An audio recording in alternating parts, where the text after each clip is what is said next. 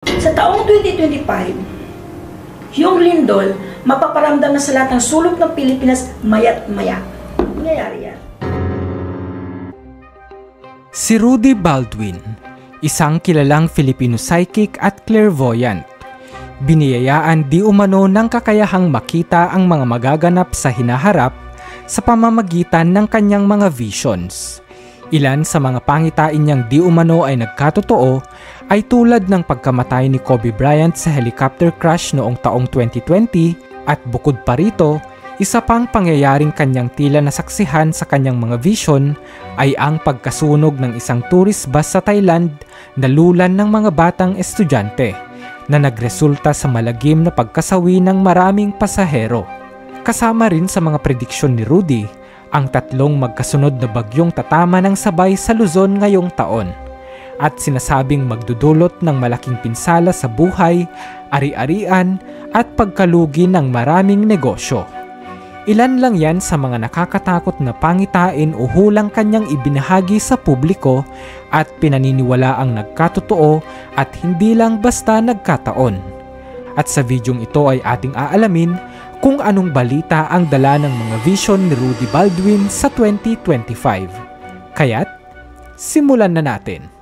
Ngunit bago yan, kung bago ka pa lang dito sa ating channel at interesado ka sa ganitong mga content na tumatalakay sa siyensya, discovery, conspiracy, kakaibang pangyayari, katatakutan at iba pa, ay pakipindot mo na din ang subscribe at bell button para lagi kang updated sa mga bagong uploads ko. Maraming salamat po. Kababalaghan at himala sa kalangitan. Ayon sa vision ni Rudy, sa kalangitan at himpapawid ay makikita ang mga kakaibang fenomena na hindi maipaliwanag. Ang langit ay tila magbabago ng kulay, mga pulang liwanag at mga ulap na parang apoy.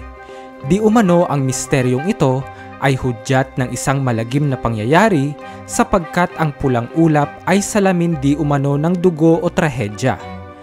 Once na kumilimlim ang langit na mayroong aksidenteng mangyayari na tatak sa buong Pilipinas at sa buong mundo. Ayon kay Rudy, tatlong misteryosong aksidente sa himpapawid ang magaganap sa 2025. Ang mga pangyayaring ito ay magpapaisip sa atin kung may mas mataas na puwersa na nagpapaalala sa sangkatauhan. Hangin na may dalang bakterya. Ayon kay Rudy, ang 2025 ay di umano magdadala ng isang hangin na tila may dalang kakaibang bakterya.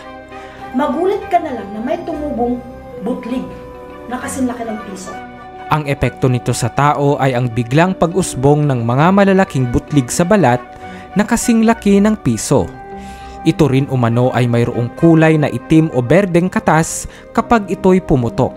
Bagamat ayon kay Rudy, ito naman ay mayroong gamot, ngunit maaari pa ring magdala ng peligro lalo sa mga taong may mahinang resistensya. Hindi ito umano chickenpox, ngunit mabilis kumalat sa hangin bagamat hindi nakakahawa si direktang kontak sa iba. Isa itong kakaibang sakit na maaaring maging malaking suliranin sa kalusugan. Pagdurusa ng mga OFW. Sa taong 2025, ang mga Overseas Filipino Workers o OFW ay magiging target ng karahasan at krimen sa ibang bansa ayon kay Rudy. Maraming mga OFW ang posibleng maging biktima ng pagnanakaw at pagpatay. Tumaas ang bilang ng mga nasawi. OFW ito, sinunog siyang buhay. Pinaalalahanan din ni Rudy ang mga OFW na mag-iingat sa mga insidente na may kaugnayan sa pagtratraidor at pagkagahaman sapagkat ito ay magreresulta sa kapahamakan. Magdadala rin di umano ng pagdurusa sa mga OFW ang mga bagong batas para sa mga manggagawang Pinoy at karamihan sa mga ito ay mapipilitang pauwiin. May uugnay ito marahil sa pagkapanalo ni Donald Trump at ang intensyon nitong higpitan ang immigration at borders ng Amerika kaya't hindi ito malabong mangyari. Trahedya at kabiguan sa showbiz.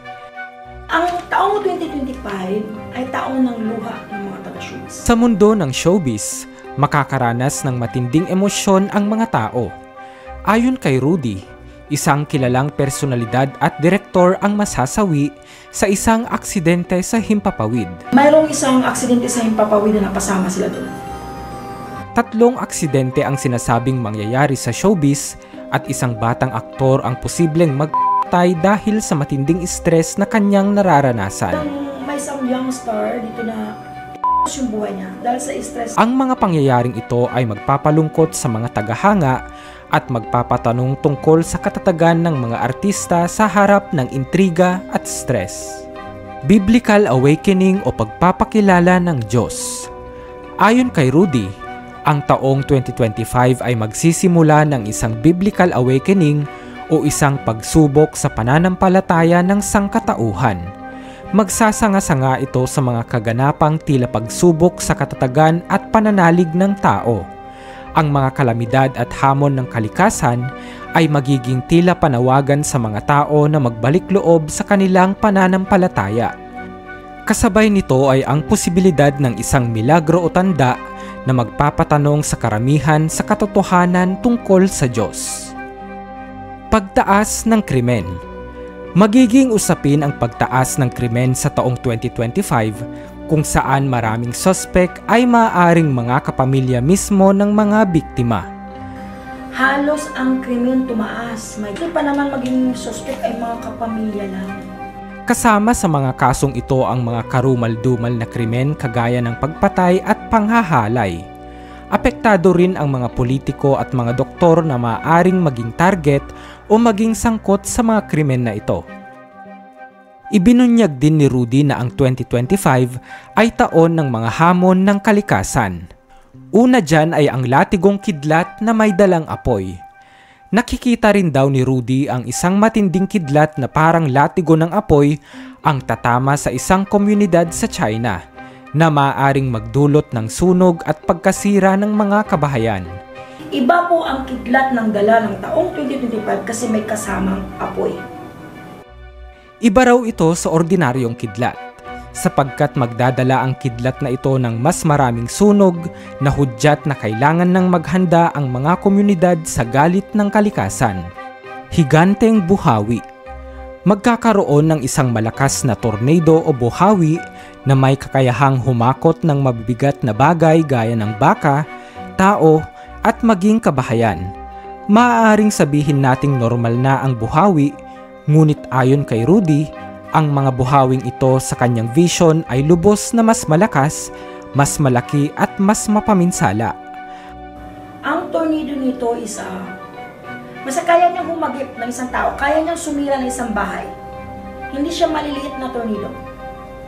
Ang lakas ng buhawi na ito ay magdadala ng takot at magbibigay katanungan sa ating mga tao kung ito na ba ang katapusan.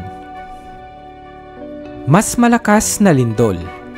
Bagamat pamilyar na at karaniwan na ang paglindol, ayon kay Rudy, iba ang lindol na dala ng 2025 sapagkat di umano mas malakas at mas madalas natin itong mararanasan sa darating na taon. Sa taong 2025, yung lindol mapaparamdam na sa lahat ng sulok ng Pilipinas maya't maya. Ito marahil ay isang babala ng nalalapit na pananalanta ng tinatawag na The Big One, ang napakalakas na lindol na inaasahang tatama sa Pilipinas. Payo ni Rudy, mas mainam na lisanin ang mga lugar na nasa panganib at maghanap ng ligtas na lugar upang hindi na maulit ang malalaking trahedyang ito. Pagsabog ng Taal. Ayon din sa vision ni Rudy, ang Bulkang Taal ay muling magpapakita ng kanyang bagsik.